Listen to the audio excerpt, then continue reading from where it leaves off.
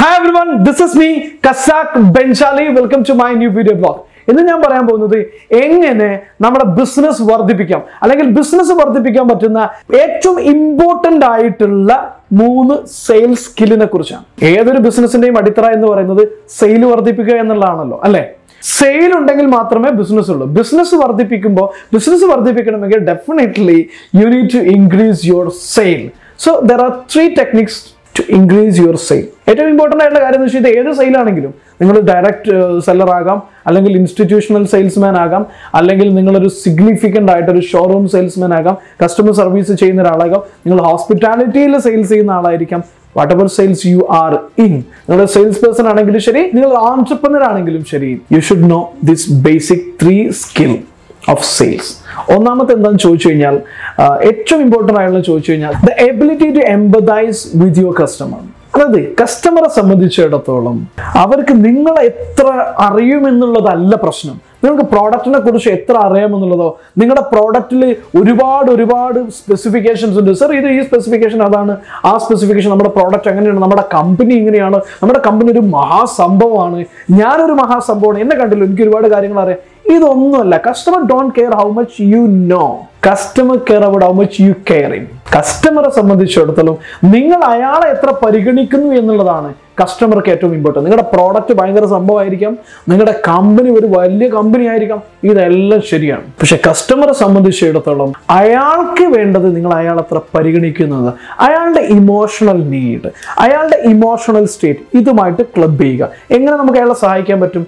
ഒരു സെയിൽസ് പേഴ്സണേക്കാളും ഒരാൾ ഇഷ്ടപ്പെടുന്നത് ഒരു കൺസൾട്ടന്റിനെയാണ്. ഒരു സെയിൽസ്മാൻ പറയുന്നതിനേക്കാൾ കൂടുതൽ ഒരു വ്യക്തി കേൾക്കുക, അയാൾ അനുസരിക്കുക ഒരു കൺസൾട്ടന്റ് പറയുന്നത്. ഇവിടെ ഒരു സെയിൽസ്മാൻ ആണെങ്കിൽ കൂടി you can consult him, understand his problem.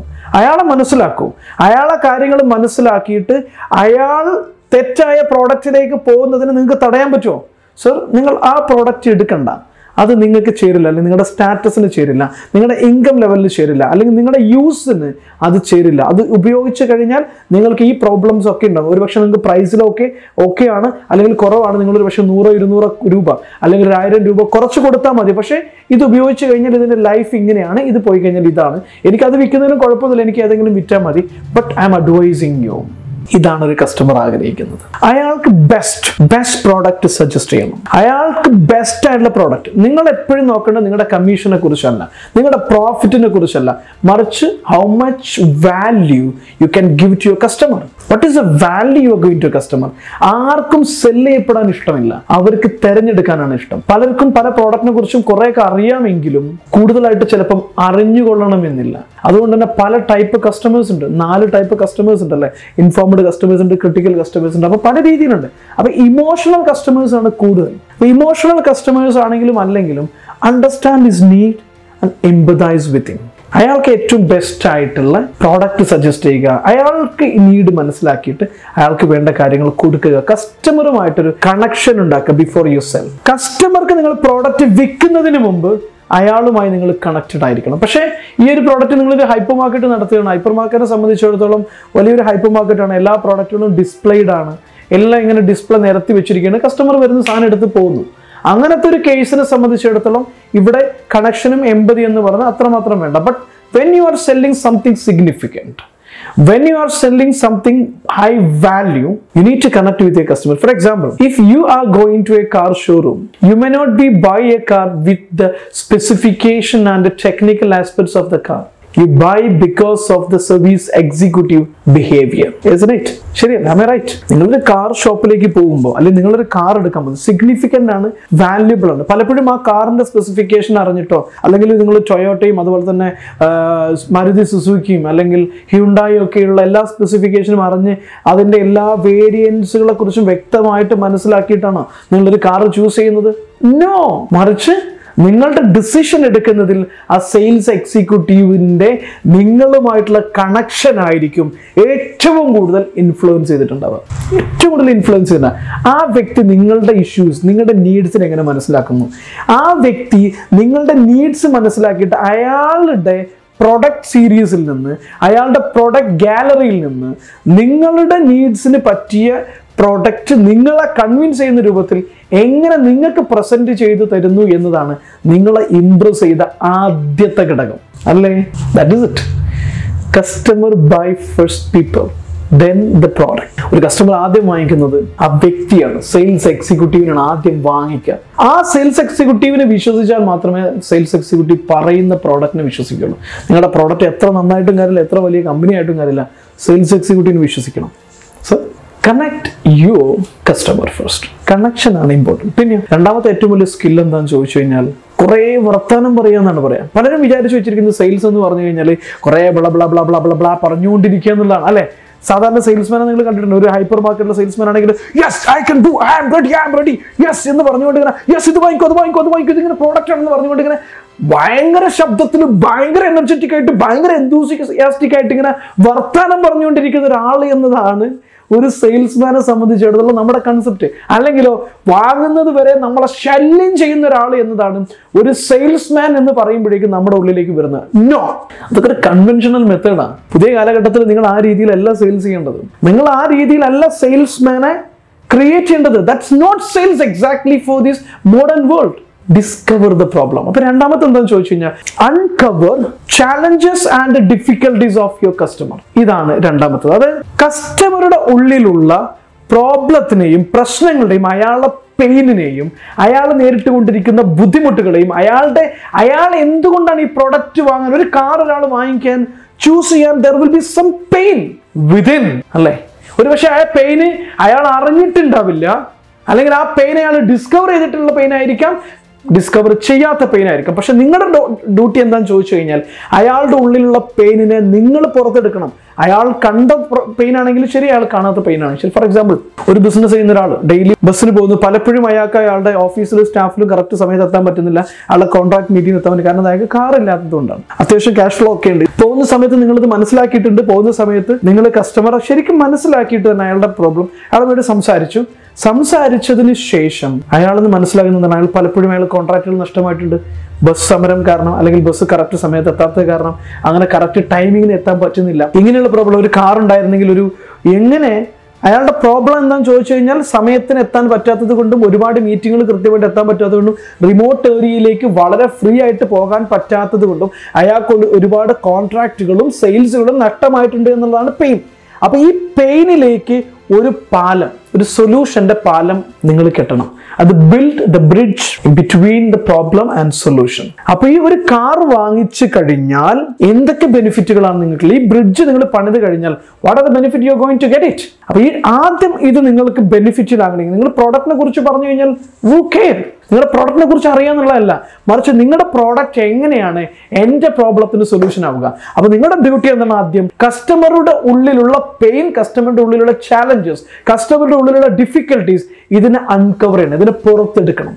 ഇതിനെ പുറത്തെടുത്തതിന് ശേഷം ആ പുറത്തെടുത്ത പെയിൻ, അത് എന്തുമാട്ടെ, ഏത് പ്രോഡക്റ്റ് ആവട്ടെ, ഏത് ഇൻഡസ്ട്രി ആവട്ടെ, ഏത് ബിസിനസ് ആവട്ടെ, ആ പ്രോഡക്റ്റിനെ, ആ പുറത്തെടുത്ത പെയിനിനെ മറികടക്കാനുള്ള ഒരു പാലം കെട്ടുക എന്ന് പറയുന്നതിന്റെ പേരാണ് sales. Remember, no pain no sale. ഒരു കസ്റ്റമർക്ക് ഒരു പെയിൻ ഇല്ലെങ്കിൽ പിന്നെ അവിടെ ഒരു സെയിൽ ഇല്ല. അതുകൊണ്ട് തന്നെ പെയിൻ ഐഡന്റിഫൈ ചെയ്യുക എന്ന് പറയുന്നതാണ് ആദ്യത്തെ ജോലി. പെയിൻ ഐഡന്റിഫൈ ചെയ്ത് കഴിഞ്ഞാൽ ബിൽഡ് എ ബ്രിഡ്ജ്. നിങ്ങളുടെ പ്രോഡക്റ്റ് എങ്ങനെയാണ് ഇയാളുടെ പ്രശ്നത്തിന് പരിഹാരമാകുന്നത്? ഡെമോൺസ്ട്രേറ്റ്. നിങ്ങളുടെ കസ്റ്റമറുടെ പ്രോബ്ലം ഐഡന്റിഫൈ ചെയ്ത് കഴിഞ്ഞാൽ അയാളുടെ പ്രോബ്ലത്തിൽ നിന്നും നിങ്ങളുടെ പ്രോഡക്റ്റ് എങ്ങനെയാണ് അയാൾക്ക് സൊല്യൂഷൻ ആകുന്നത് എന്നുള്ളത് demonstrate. Show him how you can build A bridge between the problem and solution. This is only what you have to do. The ability to handle objection. Sales persons അല്ലെങ്കിൽ business people, even ഞാനടക്കം എല്ലാവരും ഒരുപാട് കേൾക്കുന്ന എന്ത് നമ്മൾ product sell ചെയ്യാൻ നിൽക്കുമ്പോഴും definitely 100% people are not our customers. 100% ആളുകൾ നമ്മുടെ പ്രോഡക്റ്റ് വാങ്ങിക്കില്ല. Mercedes Benz is a good brand, നല്ല ബ്രാൻഡാണ്, വിശ്വാസ്യതയുള്ള പ്രോഡക്റ്റ് ആണ്, ഒക്കെ ശരിയാണ്. പക്ഷെ മെർസിഡീസ് ബെൻസ് വാങ്ങാൻ കപ്പാസിറ്റി ഉള്ളവർ പോലും 100% ആളുകൾ മെർസിഡീസ് ബെൻസ് വാങ്ങുന്നില്ല അല്ലേ? ആർക്കെങ്കിലും ആ പ്രോഡക്റ്റിനെ കുറിച്ച് മോശം അഭിപ്രായം ഉണ്ടോ? ഇല്ല. Everything is good. It has a luxury, it has a good brand, everything is good. But still people are going for Audi, people are going for BMW and many other brands, Jaguar and many. അല്ലേ? കാരണം എന്താ? മോശമായതുകൊണ്ടാണോ? അല്ല. നമ്മുടെ product 100% എല്ലാവരും വാങ്ങുന്നില്ല. Objections ഉണ്ടാവും. നമ്മുടെ പ്രോഡക്റ്റിനെ കുറിച്ച് ഒരുപാട് ഒബ്ജെക്ഷൻസ് ഉണ്ടാവും. എനിക്കാണെങ്കിലും നിങ്ങൾക്കാണെങ്കിലും everybody is listening objections when you are selling something. Objection എങ്ങനെ ഹാൻഡിൽ ചെയ്യാം, അതാണ് ഇമ്പോർട്ടൻറ്റ്. അത് the ability to handle objection. Third point എന്താണെന്ന് ചോദിച്ചു കഴിഞ്ഞാൽ the ability to handle objections. സെയിൽസിൽ ഏറ്റവും ക്രിട്ടിക്കലാണ് ഹാൻഡിലിംഗ് ഒബ്ജെക്ഷൻ. അപ്പോൾ ഒബ്ജെക്ഷൻ ഹാൻഡിൽ ചെയ്യാൻ എന്ത് ചെയ്യണം? ഒബ്ജെക്ഷൻ ഹാൻഡിൽ ചെയ്യുമെന്ന് പറഞ്ഞു കഴിഞ്ഞാൽ നിങ്ങൾക്ക് അറിഞ്ഞിരിക്കണം നിങ്ങളുടെ പ്രോഡക്റ്റിന് ഒരു കസ്റ്റമർ എന്തൊക്കെ ഒബ്ജെക്ഷൻ ആയിരിക്കും പറഞ്ഞിരിക്കുക എന്നുള്ളത്. ഒബ്ജെക്ഷൻ കസ്റ്റമർ പറഞ്ഞതിന് ശേഷം നിങ്ങൾ ഒബ്ജെക്ഷൻ ഹാൻഡിൽ ചെയ്യാൻ നിന്ന് കഴിഞ്ഞാൽ ഇറ്റ് ഈസ് സോ ക്രിട്ടിക്കൽ. അതൊരു ഫൈറ്റിംഗ് മോഡിലേക്ക് പോകും. ഒരു ഫൈറ്റ്, നിങ്ങളൊരു യുദ്ധത്തിന് പോകുമ്പോൾ ഡെഫിനറ്റ്ലി നിങ്ങൾ വിജയിച്ചേക്കാം, പക്ഷെ രണ്ടുപേർക്കും പരിക്ക് പറ്റിയിരിക്കും. അവിടെ ബാക്കിയാവുന്നത് പെയിനാണ്. അൺഹാപ്പി ആയിട്ട് തന്നെയായിരിക്കും കസ്റ്റമർ പോകുക.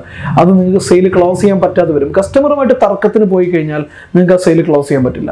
കസ്റ്റമറുമായിട്ട് ഒരിക്കലും തന്നെ തർക്കിക്കരുത്. നിങ്ങളെ പ്രോസ്പെക്റ്റുമായിട്ട് ഒരിക്കലും തന്നെ തർക്കിക്കരുത്.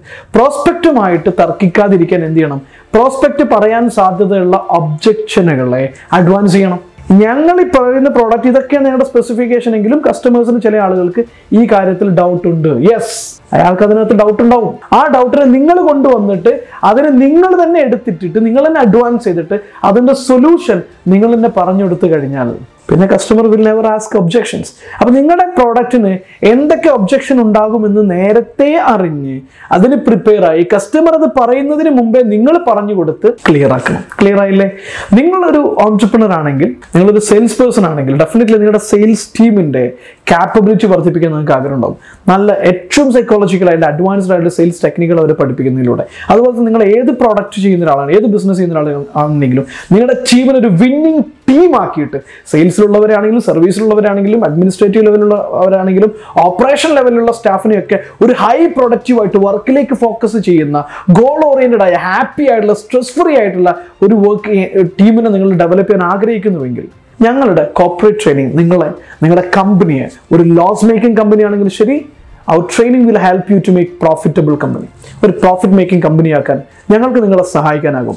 കൂടുതൽ അറിയാൻ താഴെ കാണുന്ന നമ്പർ വിളിക്കുക. കാരണം ഒരു ടീമിന്റെ കപ്പാസിറ്റിയാണ് ഒരു ബിസിനസ് സ്ഥാപനത്തിന്റെ ഏറ്റവും വലിയ അടിത്തറ എന്ന് പറയുന്നത്. നിങ്ങളുടെ ടീമിനെ ഒരു സൂപ്പർ വിന്നിംഗ് ടീമാക്കി മാറ്റണം.